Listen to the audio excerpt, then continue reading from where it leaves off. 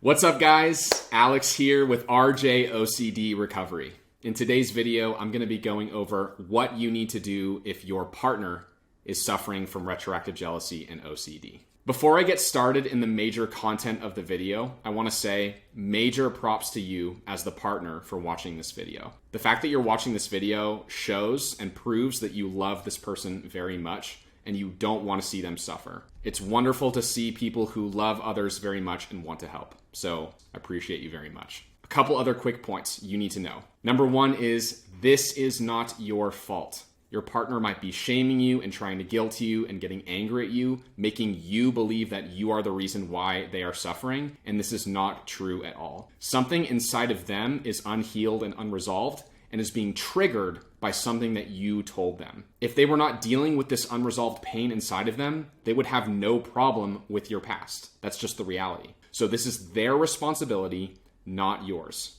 Do not internalize this. Do not take this as your responsibility. It is theirs and only theirs. Also understand that they are going through tremendous pain and suffering. This condition is no joke. It is extremely debilitating, and it's preventing them from truly appreciating and surrendering to the love that you are giving them. This is truly one of the worst things anyone can ever experience. I wholeheartedly believe that. So please be gentle with them and understand that they're going through a lot right now.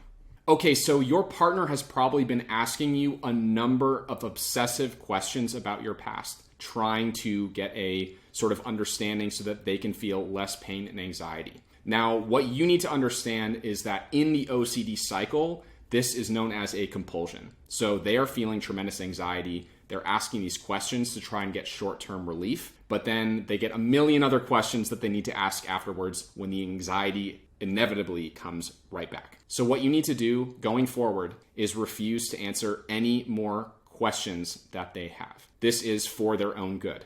They think that they're going to get some benefit from getting more clarity or understanding, or there's going to be some sort of answer, but there is no answer. Okay, there's no answer to the problem. Tell them that you're not going to answer any more of their questions. Be very disciplined around this. It's very important that you're not lying or manipulating or changing what it is that you've told them. That's just going to create more confusion and less trust. The nature of OCD is that somebody is dealing with tremendous amount of doubt. So they feel like they need that reassurance, that resolution to calm down the doubt that they are experiencing.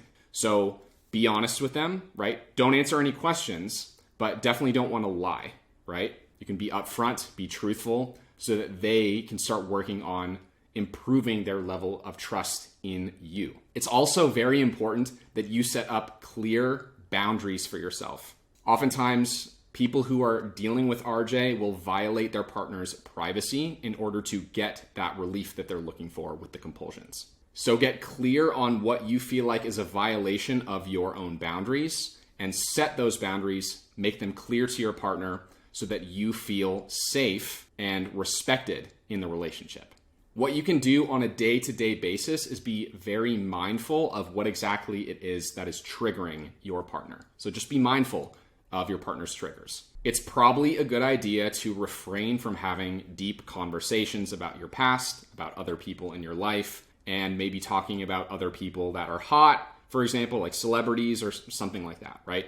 It's just easier on your partner while they are working on themselves and healing if they are not feeling like a roller coaster of emotions all the time, right? So just be mindful. It's not your responsibility, but you can help them by reducing the amount of potential triggers that they have that come up in conversation. Another really important key is having patience.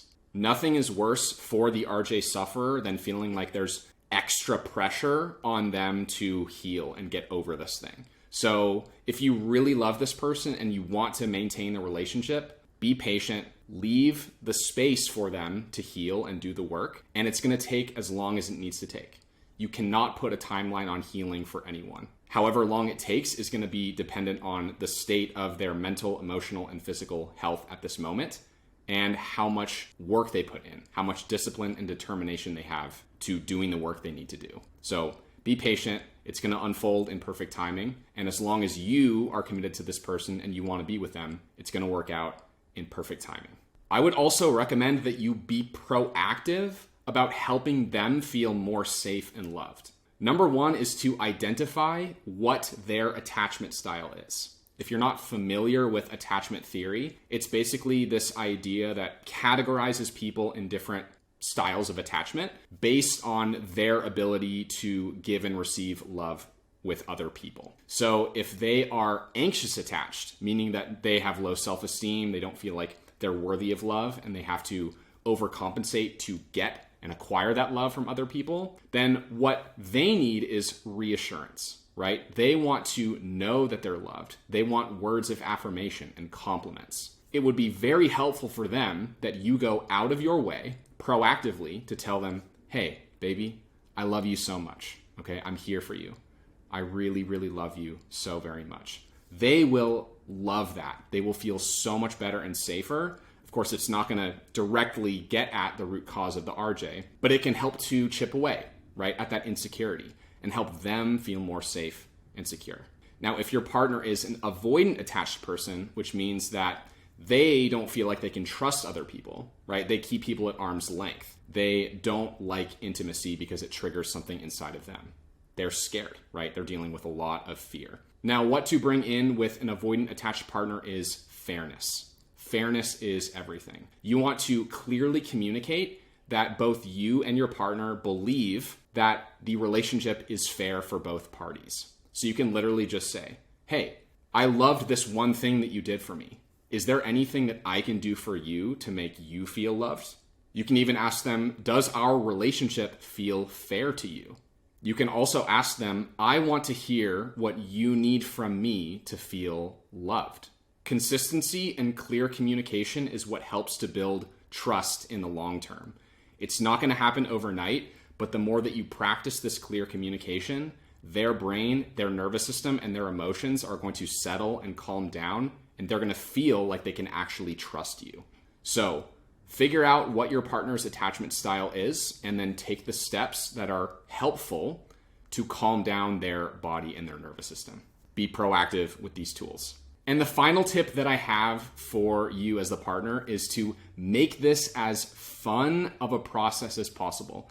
And yeah, that might sound totally ridiculous, but just hear me out here. Retroactive jealousy is totally debilitating. It's sad, it's depressing, it's really, really painful, right? So why don't we try and take out the pressure and the pain as much as possible and make this a silly and fun process? The way that you can go about doing this is by not talking about the bad days or the bad symptoms, because that just creates the cycle of suffering over and over and over again every day, day after day. What you want to do is come up with a funny word that's simple and communicates between both of you what they are experiencing. So what I did for my own self to try and take the seriousness out of the suffering was I called my intrusive thoughts and my anxiety pineapples. Yes, pineapples. If I was around my partner or anyone else who knew that I was dealing with the RJ, I would say, you know what? I've had a really hard day with all of these pineapples, but I'm still here. I'm kicking it. I'm doing my best. Let's go do something fun. Boom. That's it. End of discussion. You don't need to go into any detail about anything, right? You don't need to wallow in the pain and suffering. Just call it something funny, bring some humor into it, and move along. You don't want to bring more attention onto the pain, right? That makes the pain stay around longer. You've got to starve it of attention. And what better way to starve it of attention than laughing at it, bringing in humor, and just going about your business? It's way easier for you to go about your business if you can laugh at it, right? Take it less seriously. So come up with a funny name that you and your partner can use so that you know what's going on and you don't have to really go into depth about anything, and you can just find something else that's fun to do.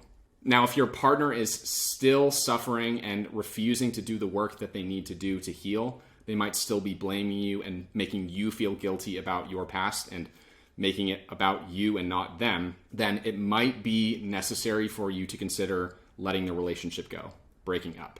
They might not get that it's really their thing until something like that happens. So be careful about yourself, right, with your own heart. Be careful about your own heart and your love, because that's valuable. And don't spend any extra time in a relationship that's toxic and is harming you. Okay, be careful out there. Final note that I'll give you here is that healing is not a linear process. It takes a lot of work. There are going to be good days and bad days. You might have an amazing day one day, and then the next day, it's like the worst day ever, right? So just trust the process. As long as you're doing the right things, you're putting in the work, the discipline, the effort, the determination, your partner will get there, right? You'll be able to really surrender to each other's love, really have an amazing relationship. And the opportunity that is there for both of you to get through this together, the potential growth that you can both experience by going through this together is, it's amazing, right? So trust the process, work hard together, support each other, love each other, and you can make this happen. All right, I hope you got some value out of this video. Leave a like, subscribe, sign up for a free consult in the description box below if you need more help with RJ, and I'll see you in the next one. Take care.